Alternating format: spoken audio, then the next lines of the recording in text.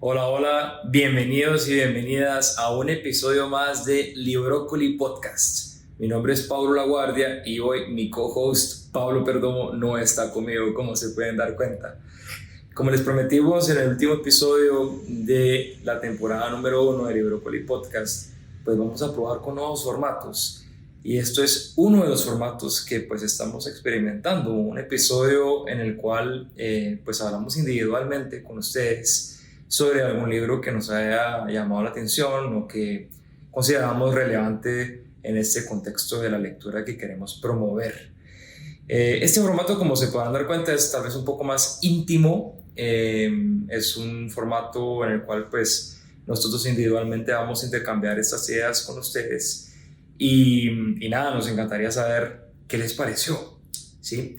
Pero bueno, saltando directamente al grano, el día de hoy les quería presentar un libro que leí recientemente. Lo leí en portugués, pero ya verifiqué y sí existe este libro también en español.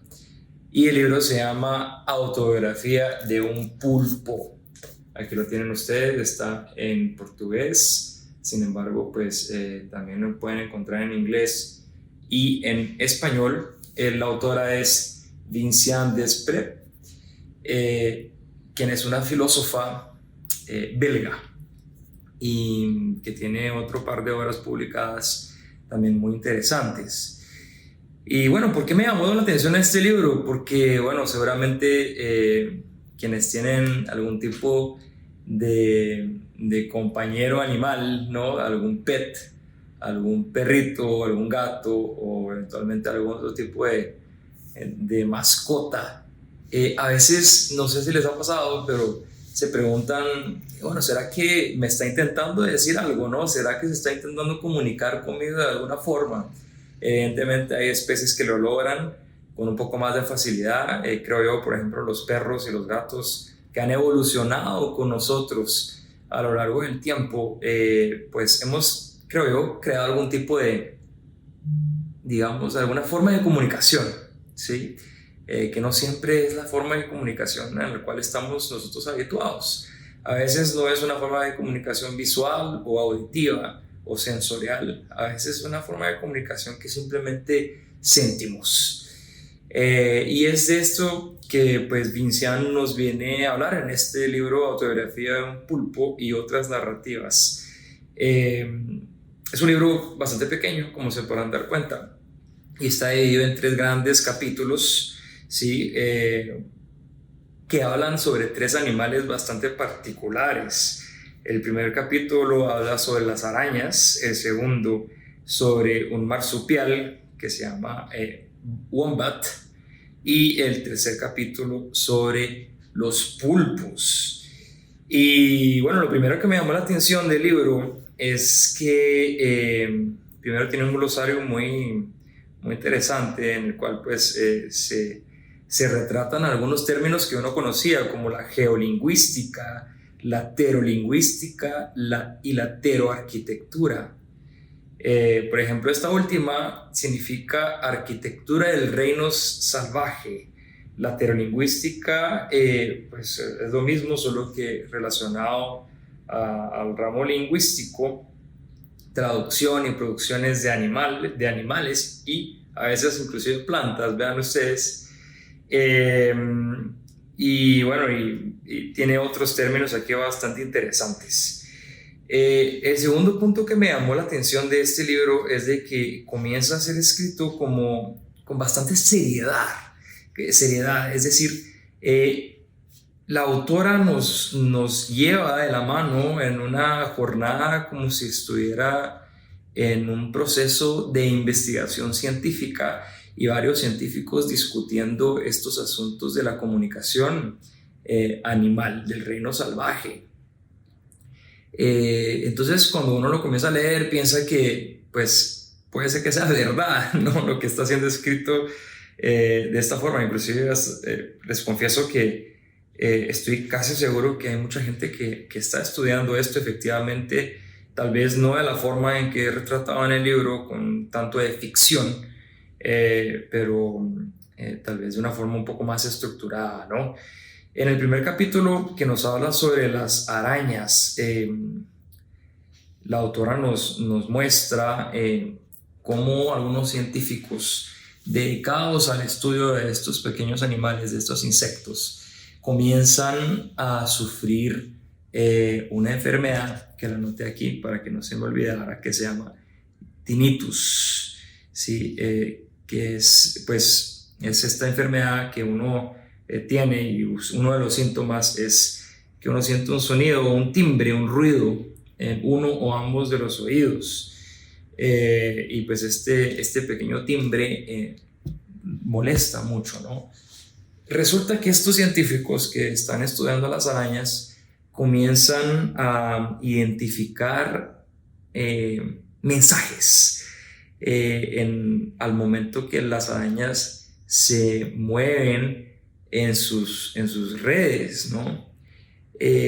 Comienzan a creer que están escuchando mensajes, y esto pues en algún momento está relacionado con esta enfermedad, lo que es bastante interesante, ¿no? Las personas creían, este primer científico que ella coloca, las personas creían que estaba totalmente loco, porque no hacía ningún sentido. Él se levantaba de la cama, iba a buscar redes de arañas, telas de araña, para escuchar los mensajes que las arañas estaban transmitiendo.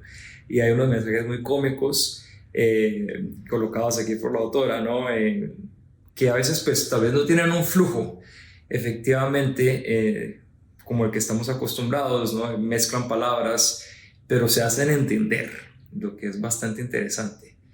Y esto me lleva justamente a esta reflexión, y que la autora coloca también de forma muy clara en el libro, sobre: ¿será que existen otras formas de comunicación aparte de esta forma de comunicación que estamos nosotros acostumbrados, que es eventualmente una forma de comunicación visual, una forma de comunicación como la que estoy usando en este momento, con intercambio de sonidos, ¿sí? En este caso de las arañas es a través de las vibraciones.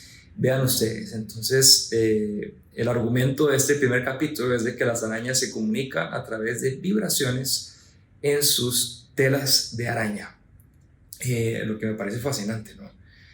Y creo que pues debemos de profundizar un poquito más a nivel filosófico sobre estas otras formas de comunicación que a veces, no solo del reino animal, sobre todo, ¿no? Pero también de nosotros mismos como seres humanos, a veces nos comunicamos de formas tal vez un tanto más sublimes, y dejamos pasar estos mensajes tan bonitos, ¿no?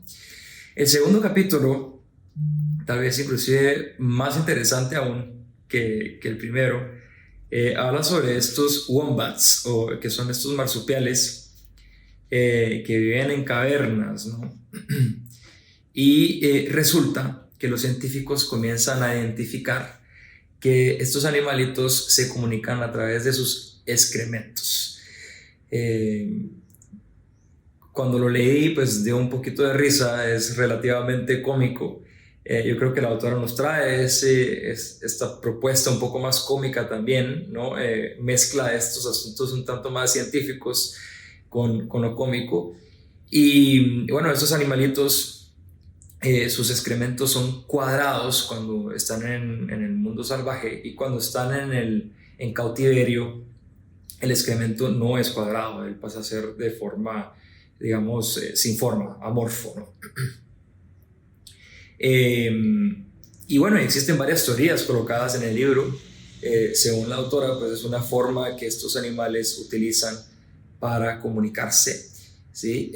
Para comunicarse entre ellos y comunicarse con el mundo exterior y con otros animales.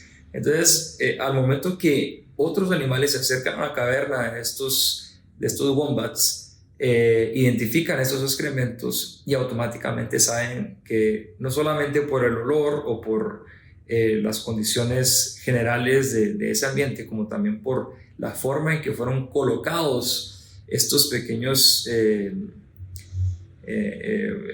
pedazos de excremento, ¿no? Esos cuadritos que fueron creados por los wombats, y ya saben qué tipo de sociedad, de comunidad se encuentra en esa caverna. Y esto pues lo contrapone la autora con una realidad de que estos wombats no hacen lo mismo en cautiverio, porque no tienen la necesidad de hacerlo, no tienen la necesidad de comunicarse de la forma en que lo hacían en su ambiente natural. Es bastante interesante. La autora también coloca un episodio en el cual una de estas cavernas que tenía unas grandes barreras que fueron hechas por estos animalitos con sus excrementos, pues funcionaron como protección para otros animales al momento que hubo incendios, por ejemplo, o algún otro tipo de intercorrencia o problema en el ambiente, en el ecosistema en el cual estaban, y funcionaron como barrera para que otras especies pudieran esconderse de forma segura en las cavernas de los wombats. Entonces, sumamente interesante también. Y finalmente, en el capítulo 3, la autora nos trae tal vez un animal que es un tanto más conocido por su inteligencia. Muchos dicen que es un animal que pues en su evolución lo llevó por caminos totalmente diferentes a lo que estamos habituados, pero esto no quiere decir de que no sea un animal extremadamente inteligente. Y este animal es el pulpo. Sí, como ustedes saben, pues los pulpos son capaces de abrir recipientes, de escaparse a acuarios, de comunicarse a través de colores en su piel, en su forma en que nadan, en la tinta que expulsan para defenderse. Y esta tinta inclusive es uno de los principales elementos que la autora nos muestra como comunicación. Y ella nos dice, bueno, pero al momento que este pulpo en determinado momento expulsa la tinta, a pesar de que nosotros no logramos visualizar en esta tinta ningún tipo de comunicación que eventualmente el pulpo quiera hacernos llegar, resulta ser que ella entiende que sí, que la forma en que el pulpo coloca esta tinta en el agua, la forma en que el pulpo hace ¿cómo decirlo? Verifica cuál es la cantidad de tinta que debe colocar en determinado momento. Esto ya son pequeñas señales que nos muestran, ¿no? Otras formas que el pulpo puede comunicarse, ¿no? Y esto pues me lleva a pensar en varias películas. Hay una película, no recuerdo bien el nombre, sobre unos extraterrestres que inclusive tienen un formato de pulpo, ¿no? Y estos extraterrestres se comunican justamente con tinta, de la misma forma que el pulpo. Y la protagonista de esta película, que más abajo pues le voy a pedir a Marcelo que nos coloque el link a esta película y el nombre, que no recuerdo bien. La protagonista de esta película, un ser humano, identifica y logra entender estas formas de comunicación de los extraterrestres, y se da cuenta que no solo escriben de forma diferente, como también no tienen la misma forma, su lenguaje no tiene una forma lineal, no es una línea recta, sino que es algo totalmente fuera de nuestra línea temporal, de nuestra línea de tiempo en la cual estamos normalmente habituados. Y con esto ella comienza a pensar de forma diferente. Y esto pues evidentemente, como saben muchos de ustedes, yo estudié en Brasil durante muchos años, inclusive actualmente estoy en Brasil.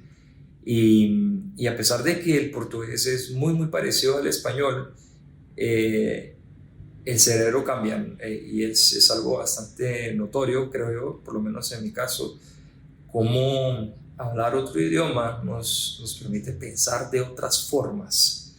Y bueno, me pongo a pensar, cuando estuve en China también y en Japón, que usan otro tipo de alfabeto y otro tipo de comunicación totalmente diferente a las lenguas latinas, romances, románticas. Es sorprendente cómo inclusive ellos mismos pueden estar pensando de otra forma, ¿no?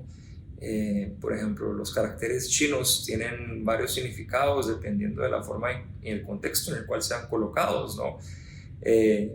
¿No? ¿Cómo esto puede afectar el día a día de una persona? Me pregunto. Debe ser bastante interesante. Súper invitados todos a que pues, investiguen un poco más sobre cómo aprender diferentes idiomas pues, nos puede cambiar la forma de ver el mundo. Y aquí extrapolando un poco, viendo un poquito a lo que nuestra autora del día de hoy nos propone, tal vez no solo hacerlo con los idiomas que pues estamos nosotros habituados ¿no? Y que podemos aprender casi que de forma inmediata en internet o haciendo una clase o llamando a algún profesor o profesora que nos enseñe, ¿no? Y ir tal vez un poquito más allá y buscar entender otras formas de comunicación en la naturaleza. Me parece una locura totalmente, pero desde mi punto de vista, esta curiosidad por aprender otras formas de comunicación nos puede abrir muchas puertas y nos puede hacer un poco más empáticos, no solamente con otros seres humanos, como también con este contexto en el cual nosotros pues, vivimos y nos desarrollamos, ¿no? No solamente en sociedades humanas, como también los ecosistemas naturales. Bueno, este es el primer episodio en el cual pues compartimos este tipo de información, esta forma, en este formato, tal vez más individual, un poco más de cerca con todos ustedes. Tenemos muchísimas sorpresas más. Como ven, pues tengo varios libros aquí.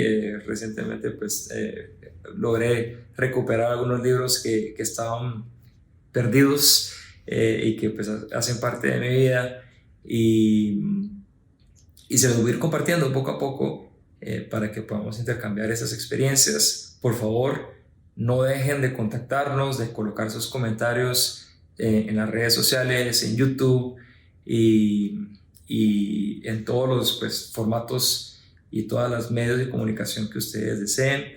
Si tienen algún libro para recomendarnos, por favor, no duden en hacerlo también.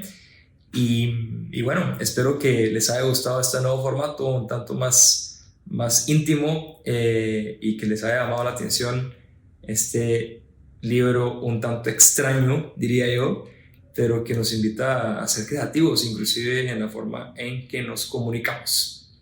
Muchas gracias. Mi nombre es Paulo Laguardia y ha sido un gusto estar con ustedes en Librócoli Podcast. Hasta luego.